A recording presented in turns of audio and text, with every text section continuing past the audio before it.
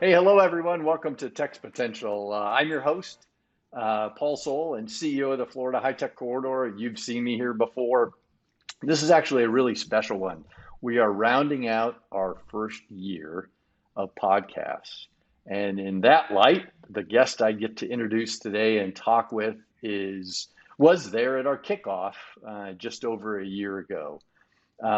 Brian Kornfeld is CEO of Synapse, and I'm going to read part of his bio because I think it's important to catch some of these things. And Brian, welcome. We'll talk more here in a second and get your thoughts on things. We are getting ready for a kickoff of the next Synapse Summit in Tampa, February 14th, 2023, which is part of the reason why I think it's great, Brian, that you're on with me today. And we're going to cover some of the things that we've covered that we've really accomplished as a team between the Corridor and Synapse over the last year. He is the CEO and co-founder of Synapse. Originally came to Florida as a no kidding, and I did laugh on this one when I first started, a rocket scientist from Michigan, go blue, and came to warmer climates. Although here in middle of January, it's a little bit cool right now. After getting his MBA from USF, he teamed up with a number of innovators to found Synapse with really the goal of making Florida the best place to start and grow businesses. We are so excited, Brian. Good morning to have you on the podcast. I'm excited and not exactly sure when this is going to drop, but very close to Valentine's Day when we meet each other at Synapse Summit. Tell us a little bit of it for those that are on the call that are listening to this podcast that don't know you. I really like to start with finding out a little bit about your background and what got you here to Florida as a precursor to diving in on Synapse. Well, thank you for having me here. It's exciting, and congratulations on this first year. It's been a lot of fun watching the corridor have so much impact here on the community. Back in 1982, my parents were living in New York, and my dad was wanting to start a medical practice as a doctor.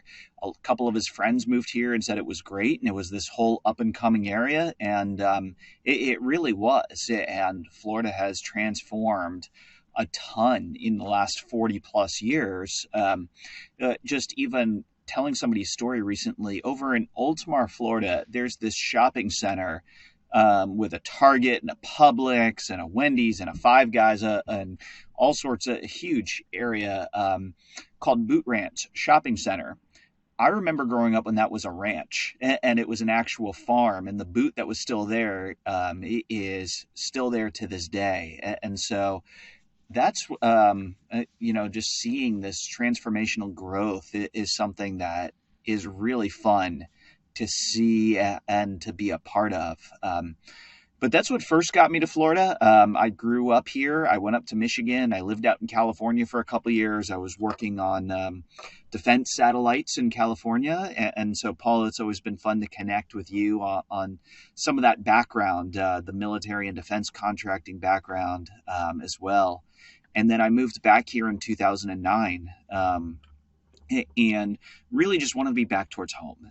There's always been something about Florida for me that has felt like home, that will be home, whether it's just a great place to live, a great place to raise a family, a great place to work, a place. My dad and I were walking just a couple of weeks ago out on the Courtney Campbell Causeway and watching dolphins, and I paused for a second. I said, this would be the highlight of somebody's vacation. And for us, this is just Friday.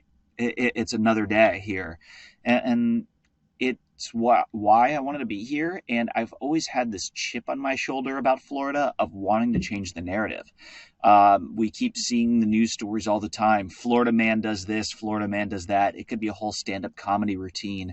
And to be able to help to change the narrative of from Florida man insert joke here to Florida man invents life-changing innovation it is something that is if I can be a part of that story as an enabler to help to make that happen, then I'm very happy. So talk to us a little in that light. You and your team or a partner or two, when you're thinking about the environment of Florida at the time, and you began to have this idea of Synapse. What was the environment like back then? What led you to not this is what we're going to go do, and then share with us a little bit about what it looks like today. So Synapse started with research that really kicked off in around 2016, and Florida was a mess. It really was, especially when it came to innovation and technology. And while there were a couple of things that were happening and a couple of small success stories, it was more based on luck and a couple of people plowing through than having the setup for success that's sustainable and having a true, strong foundation beneath us that could enable more people to set up that economic flywheel that sets up for long term repetitive success like we've seen in the past in major markets like a Silicon Valley or a Chicago or New York, or even what we saw in the last, call it 15 years or so, coming out of, say, Pittsburgh and Detroit. People weren't talking to each other. People were overly competitive with each other. People didn't know where the resources were to get education. And on the surface, everybody would just say there's no money, there's no talent, there's no customers. But everybody was right there and everything was around and surrounding us. It's just people were not talking to each other in any way, shape, or form. And for me personally, my backstory, I was managing for a corporation, a large global software development, and with a side hustle company, and was doing a little bit of research as to why the side hustle company wasn't doing any better than it was. And one of the things that I just accidentally stumbled upon was, is it the market? Is it us that's here that's holding us back from being successful? And in that time frame, I met a couple other people who were doing all of the same research and coming up with similar conclusions and figuring out ways and paths to help to enable this success. And it all kept coming back to this word community. And community can mean a lot of things to a lot of differing people. But for me, it means feeling welcome and enabling you to be yourself and being able to contribute without expecting anything in return right away, but knowing when you do need something in return or when something is coming in return, it'll be there for you. Um, a lot of people talk about this concept of introverts and extroverts, but even if you take someone who would be labeled a classic introvert and you put them with a group of like-minded individuals with similar interests, all of a sudden they sprout up and they start talking about whatever it might be. And everybody will have that certain thing, whether it's a band, music, or a game that you like to play, or a sport team, something that you're proud of, art. Um, and for us, it was all just innovation.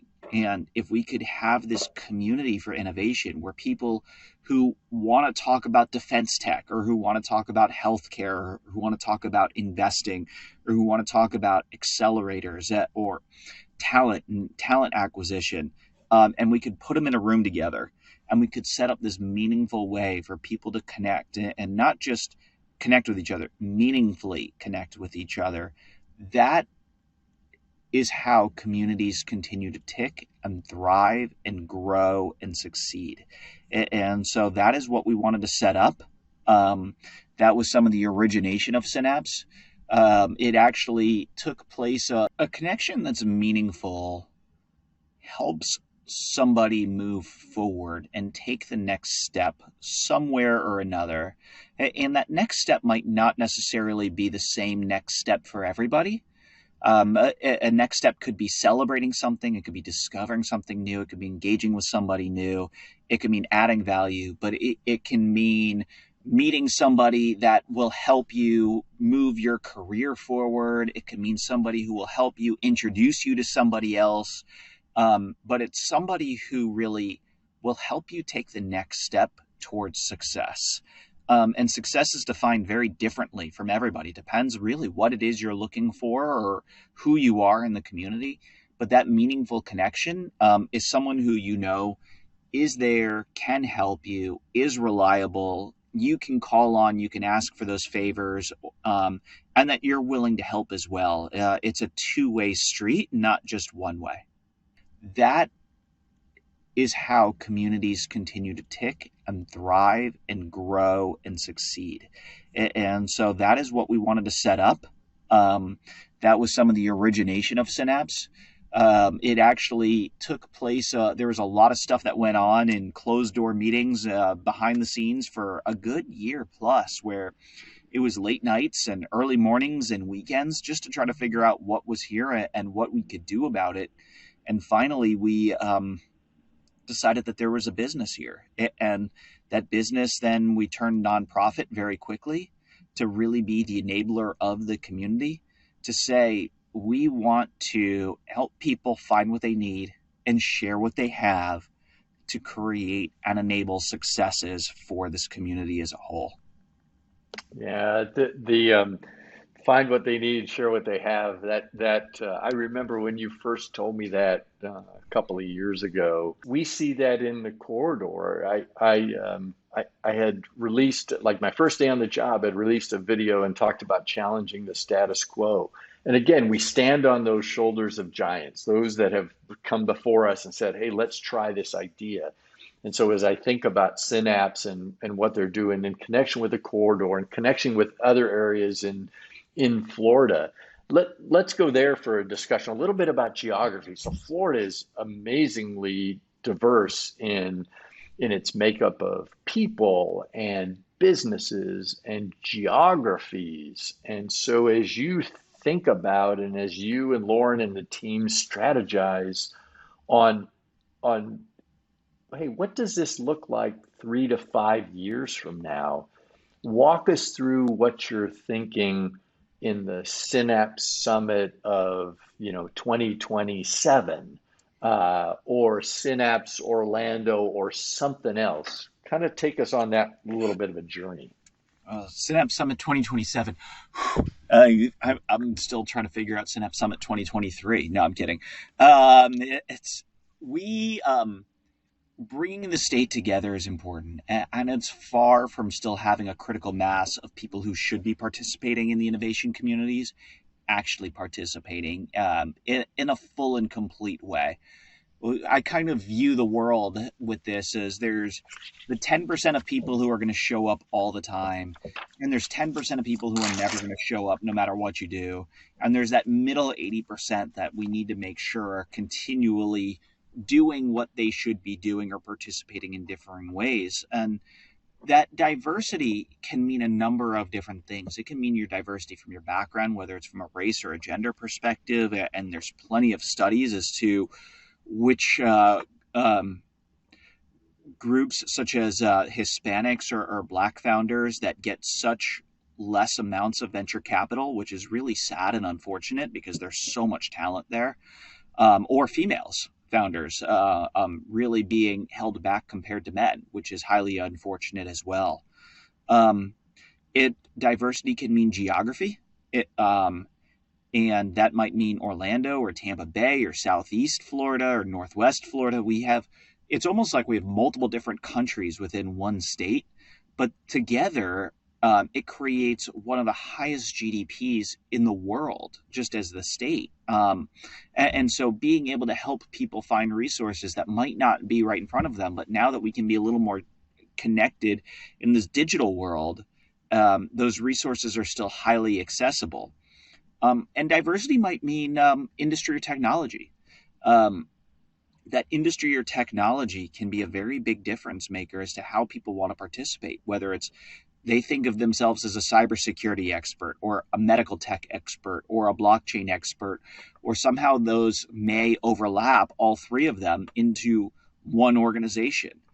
And so people view their journey in multiple different ways with multiple different angles. And we have to always be constantly thinking about how these journeys connect and collide with each other to be able to help people find the value of what it is that they need out of this community. And so as this diverse state continues to grow, Synapse 2027, I honestly hope it's not in Tampa.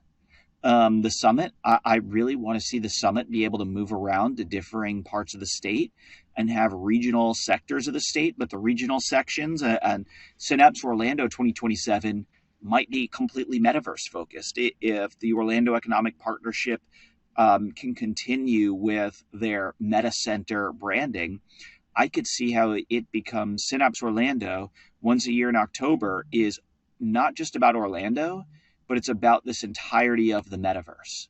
And Synapse Pensacola might be all about cybersecurity, or it might be about what they have going on what they call the Tech Coast.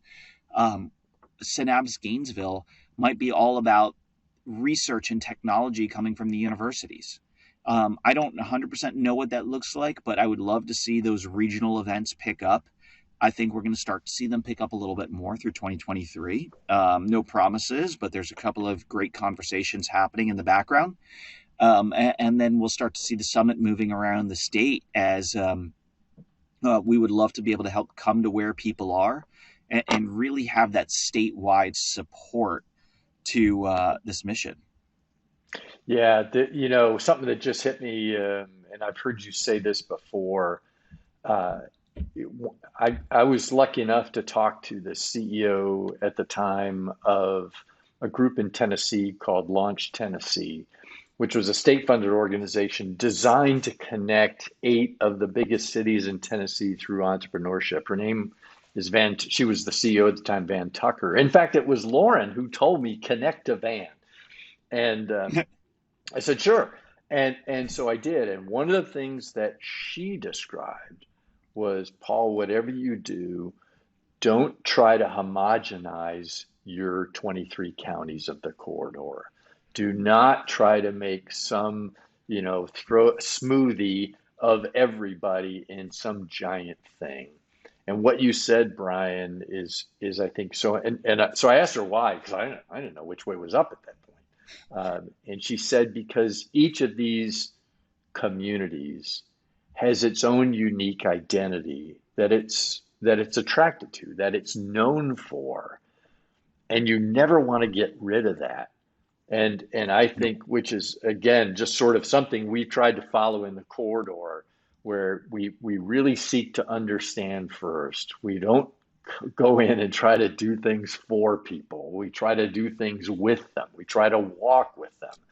And that's what's been great about Synapse is as we watch you and us and other groups, hey, let's try Synapse Converge. What does that look like? How could we get inputs from things? And that's what I just think is fantastic. The other thing, Brian, that you highlighted, and again, it's something that I've seen that it's the area of boundary breaking collaboration, being able to span either technology sectors or social strata. I don't mean to put you on the spot, but you've had now years of experience with Synapse. Any success stories come to mind? You just highlighted the mental thoughts of teams who think, well, we're a cyber company, and then you realize, wait, if we go over here, we might do something like this. Any success stories on the Synapse side that you remembered particularly noteworthy of groups that came together either at a summit or later that you thought, wow, that was a fantastic connection that led to some other things? Whew. I'm trying to go through the memory bank through everything. We've had a number of meaningful connections that have come, whether it's from a summit or something else, whether it's somebody hiring somebody who didn't know that they were going to be a blockchain expert, but they could be a software developer and they learned it. Florida Poly comes to mind as an organization that has been able to build great, talented individuals.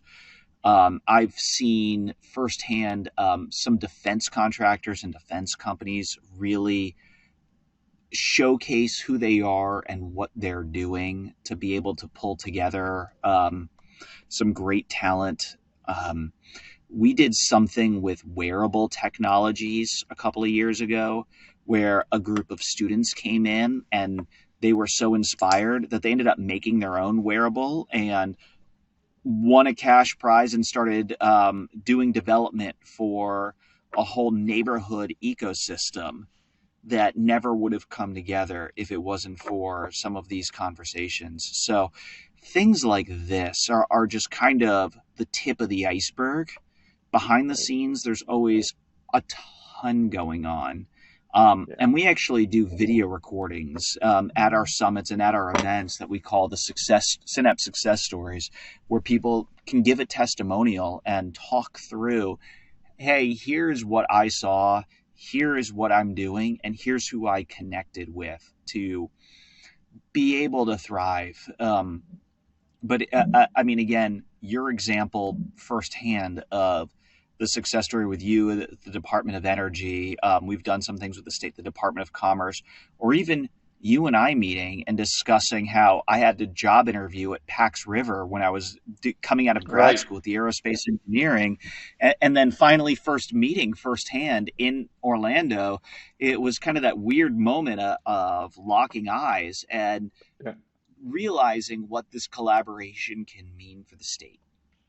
Yeah, yeah, for sure. In fact, one of the panel I get to moderate at Synapse Summit is one of the panel members is somebody I met up at PAX for the first time, then dropped off the radar screen, and now he's, we're reconnecting.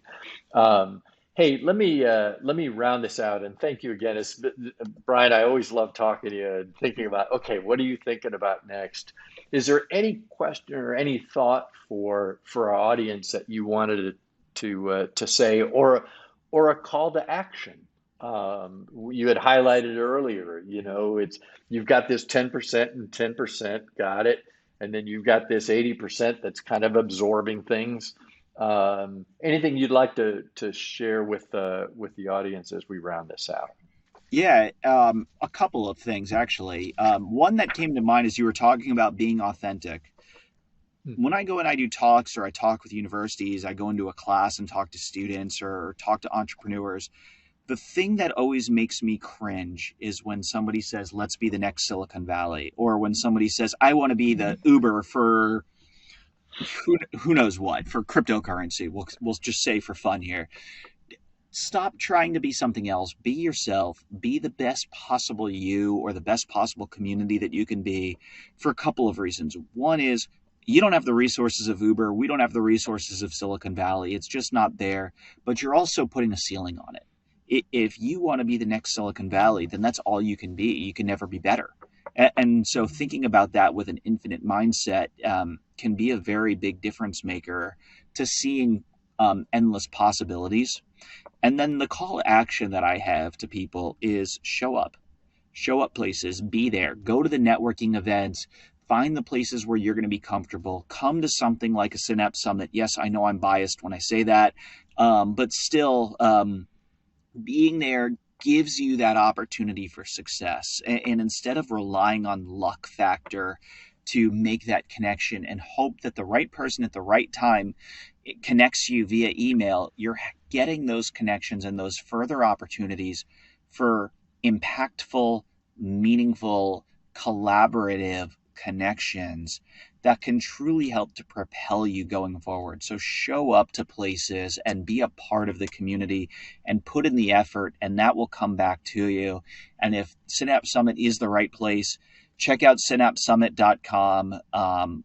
Please, we always try to find ways to enable people to be there in any way, shape, or form. And we would just love to make sure that it's a great event and those opportunities will be right there for you to be able to help yourself move on or grow or be inspired or just celebrate some wins. Yeah, Brian, thank you. That's a mic drop moment, and so I'll end it right there because you're exactly right on just show up, and I see it all the time.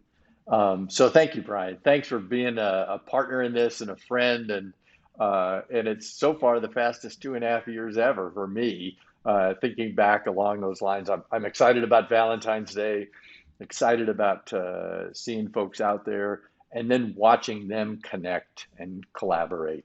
Hey, thanks to the audience as well. This is the 1 year mark, so thanks for hanging with us, listening. You can see how we sort of unmask those bright minds that are out there in technology and in innovation and connecting which really is inspiring all of Florida and the country, I believe.